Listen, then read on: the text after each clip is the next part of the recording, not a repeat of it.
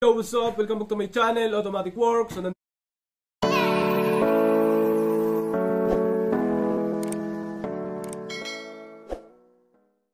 yun, Automatic Works, may custom Honda Civic ESI 1995 model. Manual transmission niya mga sir. Oh.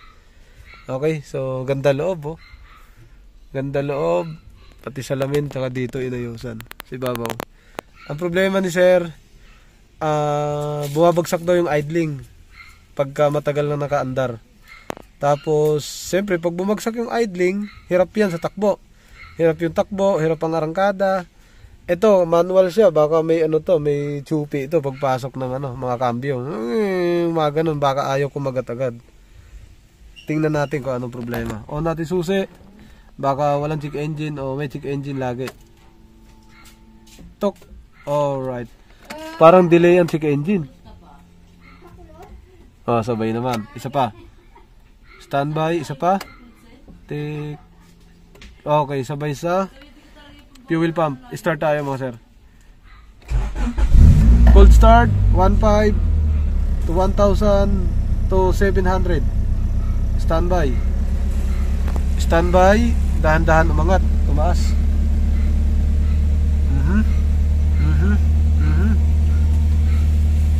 Tumaas mga sir. Pumalo na ng 1,000. Near 1,000. 9.5. Ayun, tumulak pa uli. Ngayon, susubukan natin dyan mga ilaw muna para malaman natin kung good grounding si sir. Ilaw, kung babagsak. Isa, ikot natin. Hindi naman. Isa pa. Hindi rin. So, kapraso, bumagsak kapraso. Mabigat yan sa alternator. Hazard natin. Hazard. Bumagsak, pero kapraso lang. Hindi naman nagbago yung minor pagka tumutunog yung hazard. Oh. Permis lang. Bitaw. Off natin yung ilaw. Tumaas. So, bumaba. Apakan natin preno. Preno.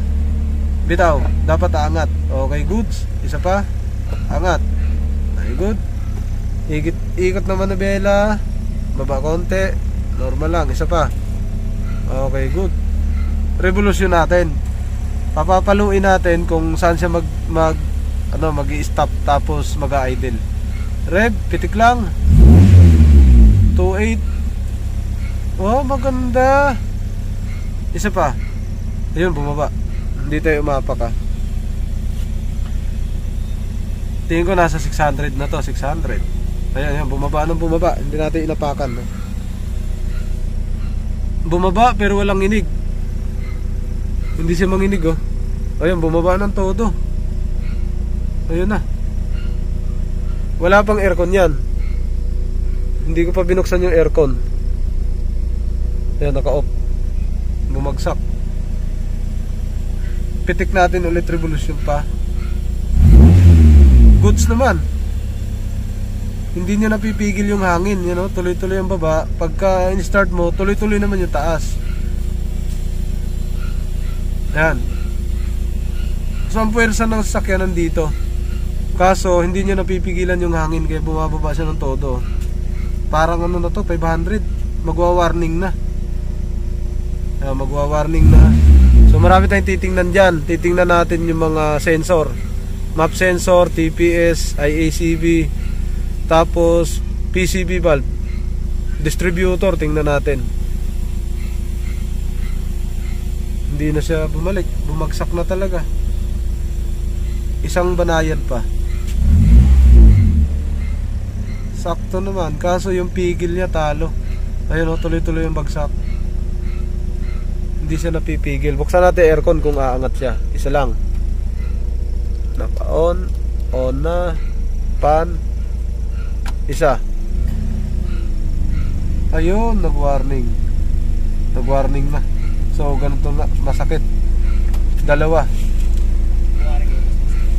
Nagwa-warning na siya.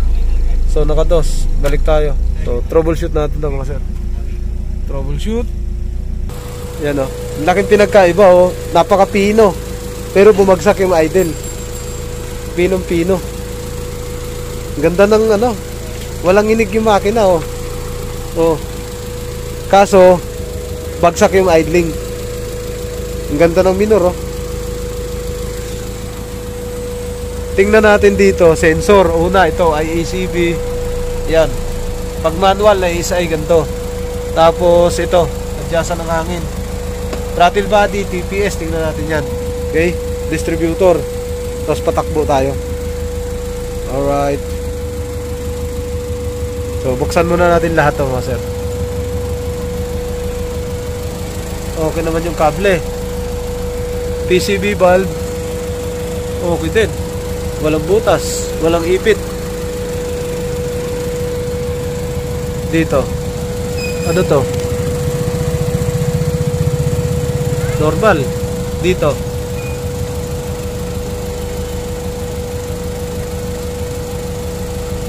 Normal din. Yun.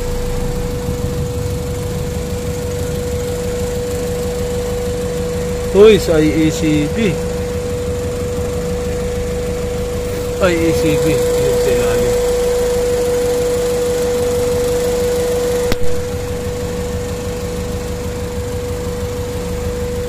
Sir, off mo susi. Yo mga sir, naipit na natin to maayos. Wala na siyang galaw oh. Pati ito TPS, wala nang galaw. Walang galaw. Ano? Ang napansin ko, ito, sagad, nakalabas. Ayan o. Sagad yan, papasok. Pasok natin ito, papasok. Ayan o. Nakalabas siya. 2 ikot, 3. Yan, yun dapat ang normal. O magbawas ka, magkaunti lang, ganyan. Papraso lang. Sagad dapat yan. Buksan natin yung IACB. Yo mga sir, so yan na. Naglagay tayo ng Vita Gray. Tapos balik na natin doon. Yan. Okay. Yo mga sir, ito na. First try natin ulit. Yan, after natin makabit yung IACB. So ang daming ano, sineting. Start, dapat putok, tapos dahan-dahan baba. Start. Boom, putok. Dahan-dahan baba. Maghanap ng idle. Ayan. Yan ang dapat. Hindi yung galing sa baba, dahan-dahan tataas. Hindi ka mukha kanina, dahan-dahan tumaas eh. Nakababa na, tumaas pa dahan-dahan, gumagapang. Hanggang 1,000, di ba? So yan. Lampas gitna tayo, lampas kalahati. Rev natin. Yung revolusyon natin kanina, walang imik. Ano to? Walang aircon. So revolusyon natin kanina, diretso lang siya. Ayan o, rev natin konti. Pigil, tapos baba idle. Alright, isa pa. Pitik, 3,000, pigil, baba idle. Okay, so konti na lang to. Buksan natin ang aircon. Yan, standby na yan. Hindi na bumababa halos dyan sa warning. Nagwa-warning yan eh. Yan na 4,000, pigil. Alright, so standby natin, ayos na. Ang aircon bubuhayin natin, tapos paandarin na lang natin ito matagal, tapos test drive. Isa, dalawa. So, off mo na. Off aircon, pumitik sa taas, normal. On natin aircon, dapat pipitik siya sa taas yan. On natin aircon, isa, pitik taas. Kapiraso lang. Tukod. Dos aircon. Standby, pumitik na siya isa eh. Standby na yan. Yan na. So, kapirasong taas lang. Yan o. Yung revolusyon natin dapat, tapos yung switching ng AC, dapat hindi yan babagsak ng warning. Revolusyon natin ha, kapraso. Tutok. Okay, hindi na siya nag-warning. Isa pa. Pigil. Right, galing. Ganda. Oh, hindi na nagbago. Meron na siyang tigil dyan. Yun ang normal sa mga Civic. So, gusto ni sir, depende sa may-ari kung gusto niya taasan pa o babaan. Okay, sa kanya na yun. Yan, off ng aircon. Yan ang idle. Sarap nito gamitin. Ito, tipid sa gasolina talaga to. Ayan, so ganyang setting muna ang gagamitin natin. Yan. Kasi yung makina, laban naman siya oh. Hindi siyang inig. Tsaka may laban. Pwede natin taasan pa kaunti yan. So mag-adjust na lang ako dyan sa distributor. Para sa bilis, distributor na lang, tsaka siguro TPS. Yun ang dalawang gagalawin ko. Yan na. Okay. Ito. Kita pa yung ikot ng puti. Maugong. Ano ba yan? Ito. So, yun. Adjust natin dyan. Tali natin to. So, nag-adjust tayo dito. Kailangan yun. Tali natin. Tali. Ayun, gumana na. Hindi nanginig. Test drive na lang to. Yung mga sir, okay na lahat. Titing na, wala na. Yan o. Kahit galawin yung wire, hindi nagtataas baba. Tapos, yan o, nakaikot ang makina. Walang kanginig-ginig. Yan o. Walang ginig mga sir.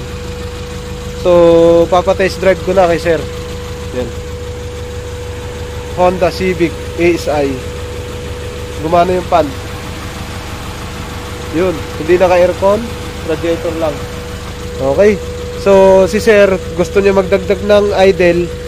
Ibibigay ko lang sa kanya dito kasi para yung takbo, medyo maganda yung idle, maganda yung takbo. So, mababa idle o hindi maganda takbo, adjust tayo dito. Dito lang ituturo sa kanya at saka sa hangin. Yung mga sir, dinagdagan ko idle ni sir. Yan. Dito tayo gumalaw. Yan yung guhit natin, oh. Lampas na, oh. Yan ang guhit na isa, oh. Malayo na masyado. Yan ang guhit nung stop. Lumihis na siya. So yan yung idling niya ngayon. Pumino siya lalo pero medyo mataas ang idling. Umabot na dun sa 900 yung dashboard, no? Natin. Pero at least kita pa. Pwede pa yan, sir. 900. Kanina pa kami nagpaandar, hindi talaga siya bumaba. Yan, oh. Kanina kahit ina-adjust namin, bumabagsak talaga dyan sa warning, no? Ngayon, aircon tayo na nandyan, nakatutok. Ayan, naka-aircon. Bumagsak. Bagsak siya pag aircon.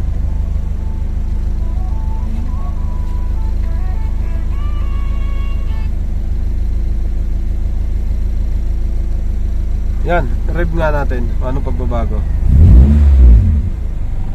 May bagsak siya, sir. So doon lang tayo kukuha ng mamaya kakagat yan. Yan o.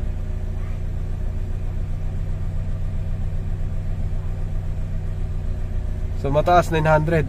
Kailangan sa hangin tayo mag isa pang adjust sa hangin. Tanggal, baba natin yung distributor. Or pwede rin sa distributor. Dagdag lang tayo ng hangin.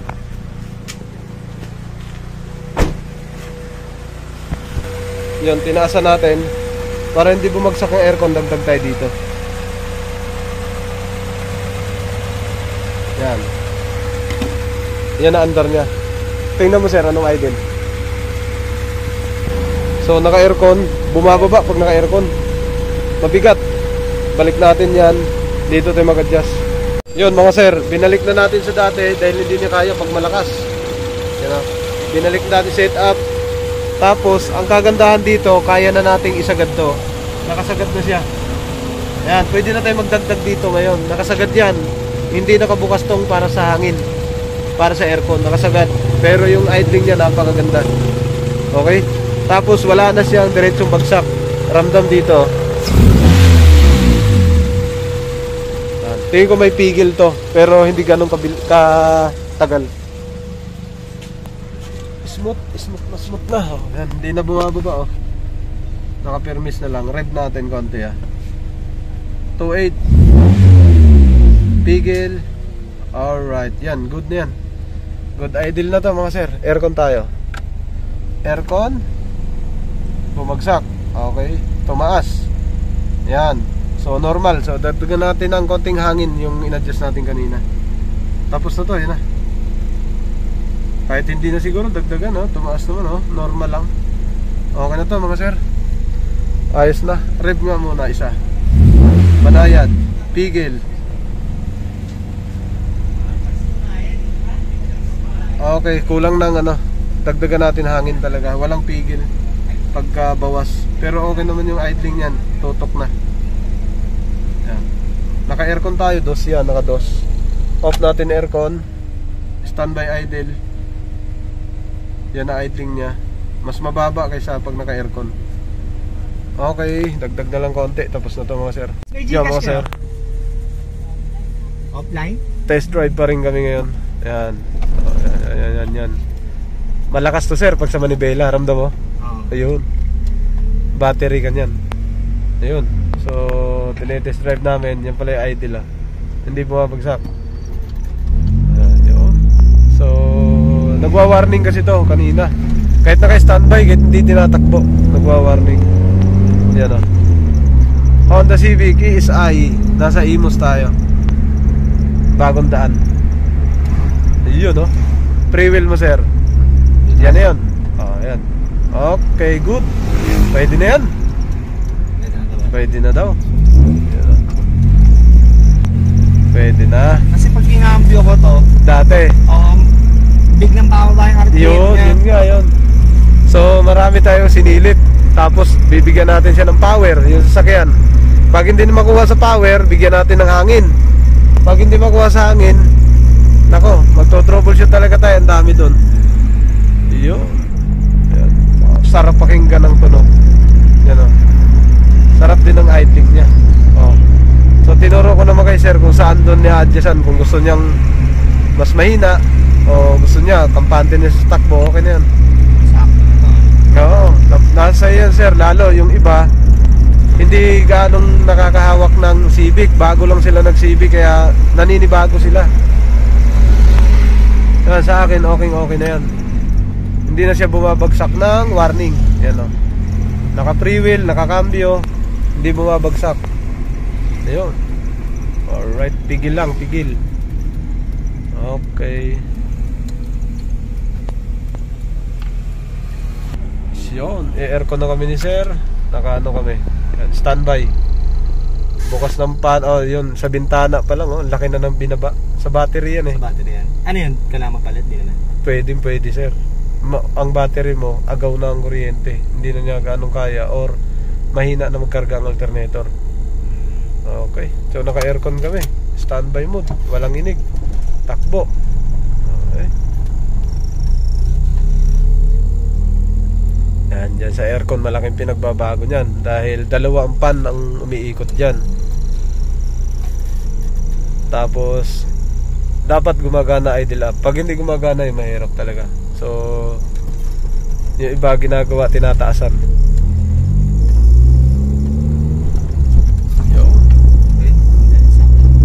Ha? Sakto lang ha. Alright. So uwian na. Nakauwi na kami mga sir. Yan na. So standby namin, walang aircon. Yan na. So kanina nagwa-warning yan. Naka-warning yan pagka naka-standby ka na mainit. Sir no? Kahit noon pa o mula nung pagkakuha nyo, di ba? So, okay. Alright, tapos na to.